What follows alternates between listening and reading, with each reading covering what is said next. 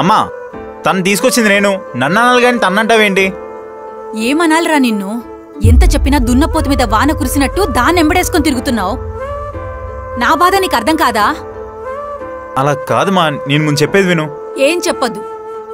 ఆయనేమో నీకు ప్రాణహాని ఉందని చెప్పాడు, నువ్వేమో నీ మాట వినమంటున్నావు. నా మాట మాత్రం ఎవ్వరూ వినరు.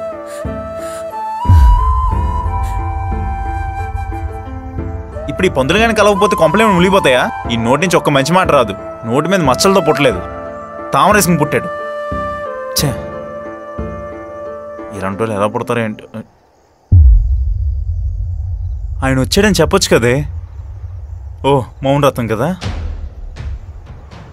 మేము మీకోసం రాలేదు, గుడి కోసం వచ్చాం. దీర్ఘ సుమంగళీ భవ.